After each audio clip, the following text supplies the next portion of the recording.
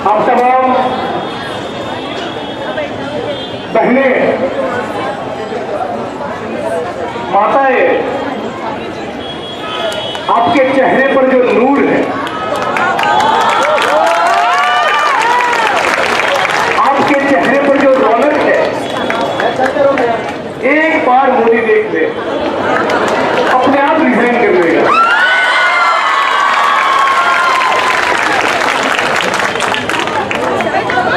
ये हम सबका धरना तो है, लेकिन विशेष तौर पे आप तमाम बहनें और आप तमाम क्रांतिकारी माताओं का धरना है।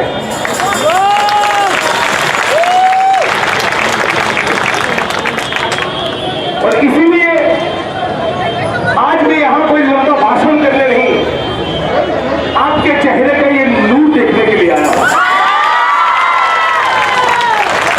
आज मैं यहां आपके बीच में पटना के सब्जी बाग और दिल्ली के शाहीन बाग की बहनों और माताओं का पैगाम लेकर आया हूं। और पैगाम यह है कि पटना में बहनें और माताएं वहां पर डट कर बैठी है, शाहीन बाग में बहनें और माताएं डट कर बैठी है। आप बहनें और माताएं भी संघर्ष जारी रखिए, इस लड़ाई में जीत हमारी हो।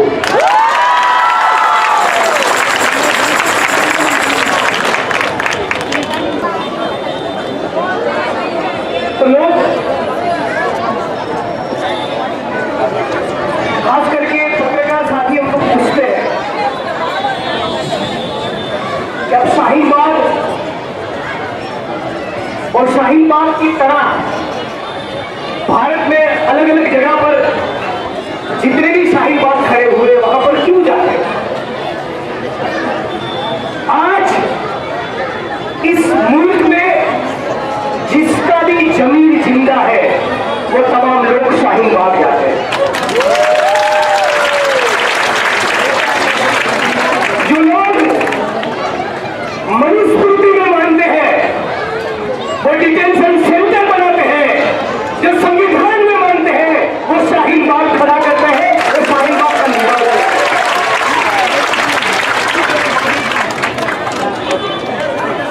जब हम दिल्ली गए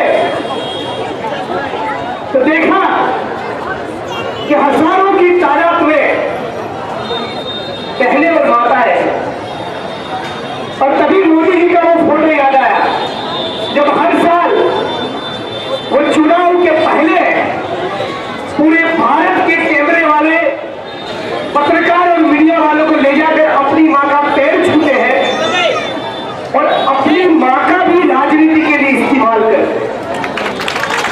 लेकिन शाहीन बाग की बहनों में मोदी जी को अपनी मां नहीं दी। मुस्लिम बहनों के बड़े रहनुमा बनने की कोशिश की, सिरा फुला फुलाकर कहते थे मैं भी मुस्लिम बहनों का भाई हूं। लेकिन शाहीन बाग की बहनों में ना अपनी बहन दिखी तो शाहीन बाग की माताओं ने अपनी माता दिखी।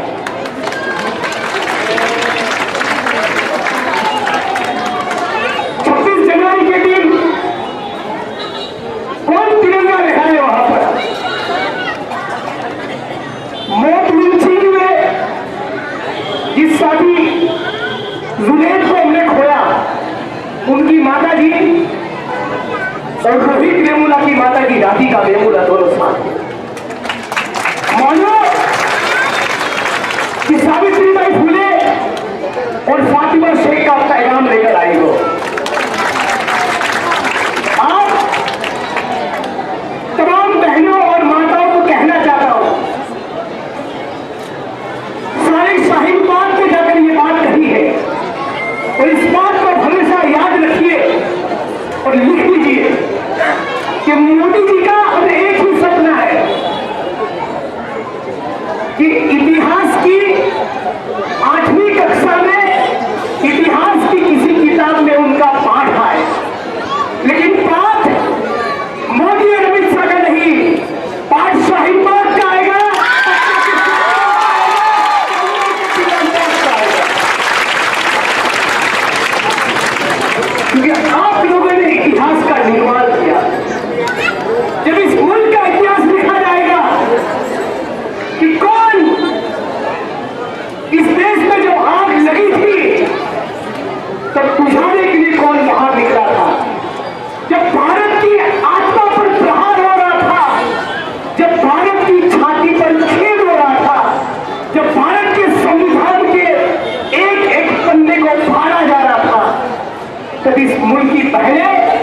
मुस्लिम औरतें बाहर निकली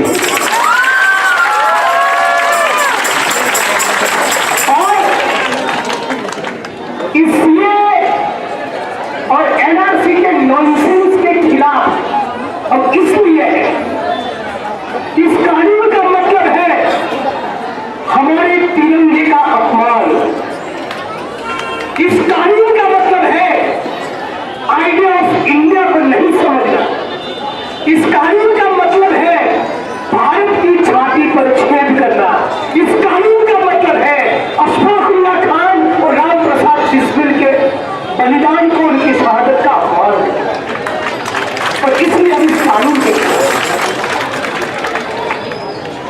हमारा मुल्क केवल एक जाति या धर्म के लोगों के लिए नहीं। जब भगत सिंह को मुकदमे की कार्यवाही में परेशान किया जाता था तब उन्होंने एक निबंध लिखा था कि अदालत एक ढकोसला है और उस ढकोसले के खिलाफ पूरे भारत में से केवल एक जज था जो भगत सिंह के समर्थन में उनके साथ खड़े रहते हुए रेजिग्नेशन दे दिया। उस जज का नाम था जस्टिस आला हैदर, एक मुस्लिम जज। ये विरासत है इस मुल्क। और मोदी और अमित शाह को अभी भारत का पूरा परिचय नहीं हुआ। भारत का मतलब केवल गुजरात नहीं होता है।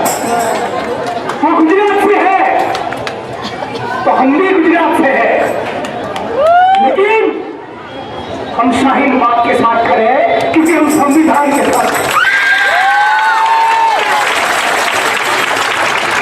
और आज इस बिलाल बाग का 7वां दिन है। आप तमाम बहनें माताओं को मैं ज्यादा न कहते हुए शुभकामनाएं देता हूं। आपके जज्बे को सैल्यूट करता हूं, आपके स्पीच को सलाम करता हूं। ये मंच, ये धरना, ये लड़ाई हम लोगों के मुकाबले आप तमाम बहनों और माताओं का ही बना रहे। इस उम्मीद के साथ पूरे देश के अंदर जहां जहां पर जाऊंगा तो आज जैसे शाहीन बाग का पैगाम लेकर आया हूं उसी तरह बेंगलोर के इस बिलाल बाग का पैगाम लेकर पूरे भारत में।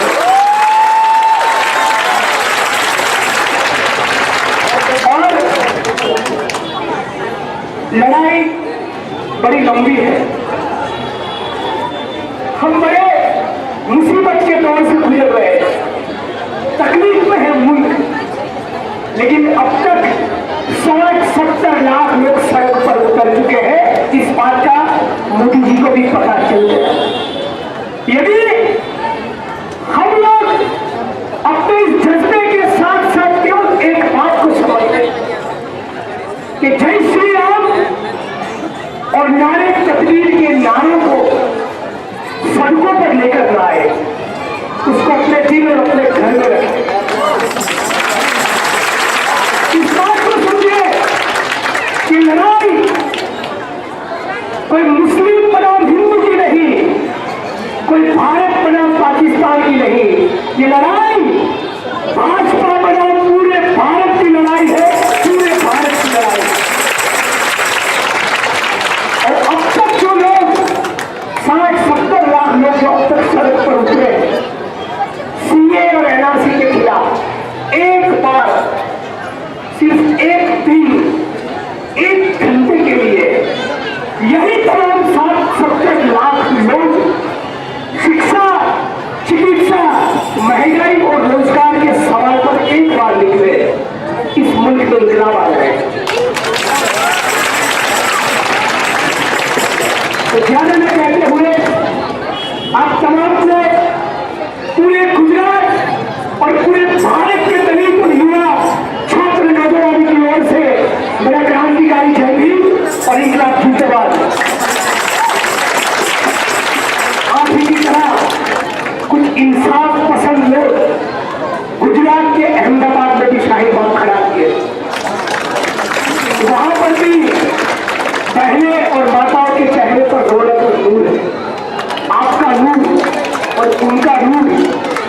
यहाँ की सब्जीबाद की बहनों का नूर, दिल्ली की शाहीनबाग की बहनों का रूह पूरे भारत में उजाला करेगा।